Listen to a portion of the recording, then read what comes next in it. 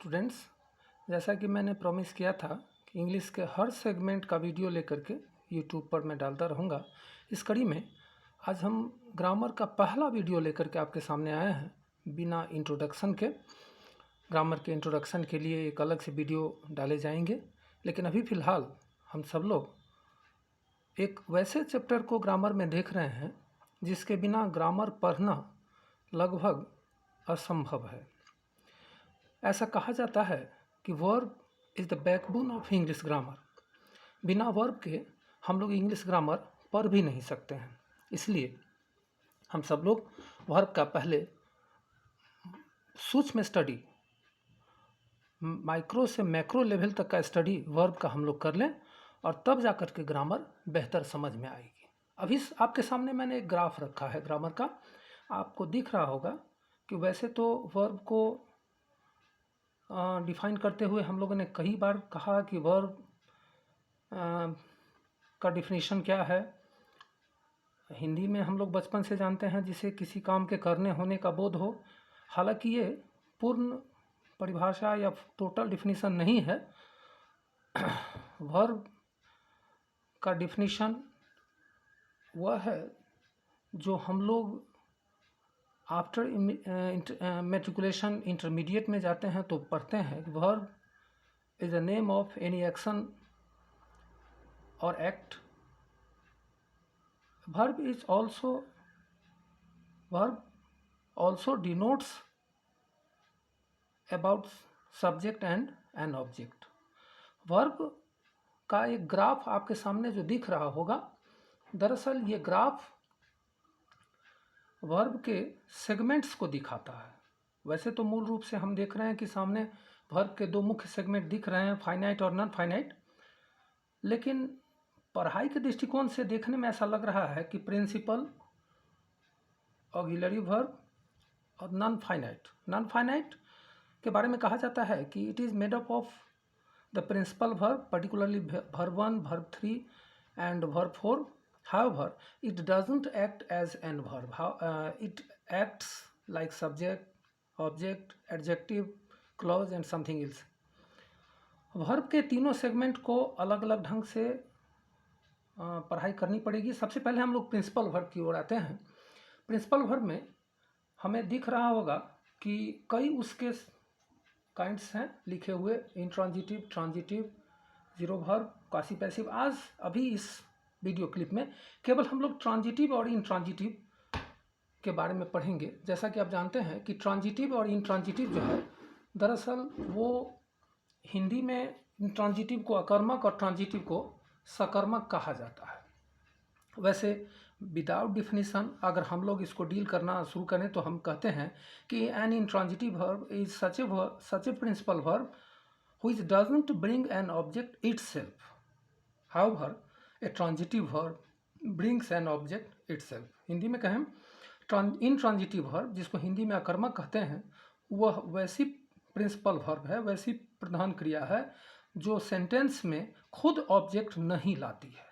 लेकिन transitive verb वह principal verb है, वह प्रधान क्रिया है जो खुद ऑब्जेक्ट लाती है। मैं कुछ एग्जांपल से दोनों में, इंट्रांजिटिव और ट्रांजिटिव में डिफरेंशिएट करने का प्रयास, अंतर करने का प्रयास कर रहा हूँ। जैसे आप लिखते हैं I go to Patna,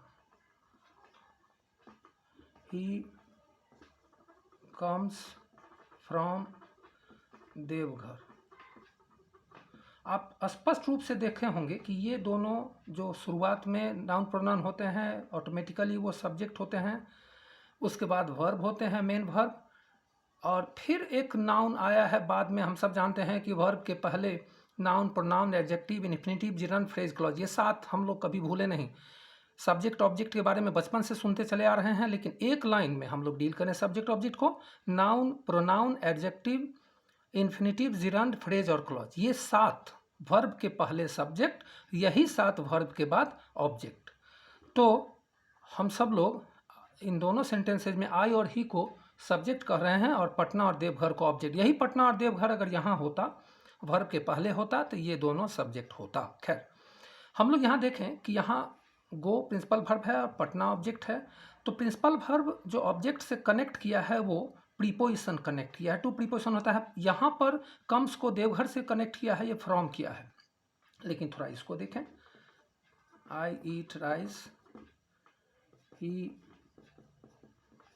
pledge chess, इन दोनों को देखें। यहाँ पर जो वर्ब कनेक्ट किया है ऑब्जेक्ट को, यहाँ there is no preposition at all here in this, in between these two verbs and these two objects, यहाँ पर कोई प्रीपोजिशन नहीं लगा। इसका मतलब हुआ कि इस दोनों में ऑब्जेक्ट लाने की कैपेबिलिटी, क्षमता थी, इन दोनों में ऑब्जेक्ट लाने की क्षमता नहीं थी। इसलिए ये दोनों प्रीपोजिशन की मदद, प्रीपोजिशन के खुशामद से, प्रीपोजिशन की मदद से यहाँ ऑब्जेक्ट लाया गया है। और यहाँ पर यहाँ कोई प्रीपोजिशन का खुशामद नहीं हुआ, कोई प्रीपोजिशन का यूटिलाइजेशन नहीं हुआ, ये खुद ऑब्जेक्ट लाया। तो यहाँ पर ये हो गया आपको सकर्मक क्रिया और ये हो गई ये दोनों अकर्मक क्रिया। इसके लिए एक ट्रिक है।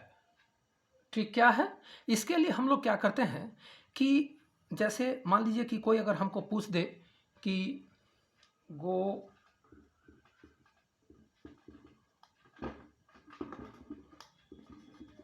कम प्ले वॉक रीड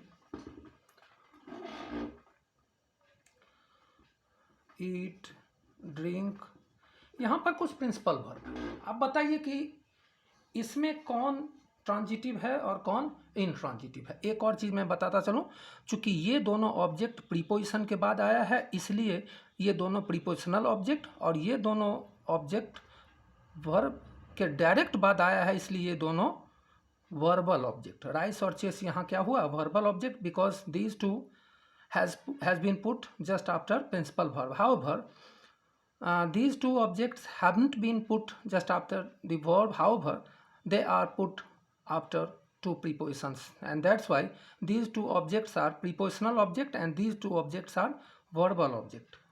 हम इसको अलग अलग वर्ब, अगर कोई कहे कि go, come, play, walk, read, eat, drink, या हजारों की संख्या में वर्ब होते हैं, तो उसको दिखा करके कहे कि कैसे पता लगाओगे कि कौन ट्रांजिटिव है यानी कि सकर्मक है और कौन इनट्रांजिटिव यानी कि अकर्मक है। तो हम लोग इन सभी वर्ब या हजारों हजार जो प्रिंसिपल वर्ब हैं उनसे हम व्हाट या whom पूछेंगे। One who will answer what और whom will be transitive, one who will not answer what और whom विल बी इनट्रांजिटिव। हम लोग इसमें देखें कि व्हाट और whom पूछें, जो प्रिंसिपल वर्ब व्हाट और whom, व्हाट या whom में से किसी का जवाब देगा वो ट्रांजिटिव होगा, और जो नहीं देगा जवाब व्हाट या whom का वो इनट्रांजिटिव होगा। जैसे हम गो से पूछते हैं, किसी ने पूछा आपके व्हाट डू यू गो, तुम क्या जाते हो, इट कांट बी आंसर्ड, इसका जवाब नहीं हो सकता। कहाँ जाते हो, कब जाते हो, किधर जाते हो, इसका जवाब तो हो सकता है, लेकिन तुम क्या जाते हो इसका जवाब नहीं हो सकता, इसलिए ये इनट्रांजिटिव होगा। तुम क्या आते हो, इसका भी जवाब नहीं हो सकता, चूँकि ये गो और कम क्या का जवाब नहीं दिया। तुम क्या खेलते हो, फुटबॉल, क्रिकेट, बहुत से जवाब हो सकते हैं, इसलिए ये ट्रांजिटिव हुआ, सकर्मक हुआ। तुम क्या टहलते हो, इसका भी जवाब नहीं हो सकता, इसलिए अकर्मक हुआ। तुम क्या पढ़ते हो, इसका जवाब हो सकता है, इसलिए सकर्मक हुआ। तुम क्या खाते हो, इसका भी जवाब हो सकता है, इसलिए ये सकर्मक हुआ। तुम क्या पीते हो, इसका भी जवाब हो सकता है, इसलिए ये सकर्मक हुआ। आगे की वीडियो में इसके आगे वाला भाग आपके सामने रखा जाएगा।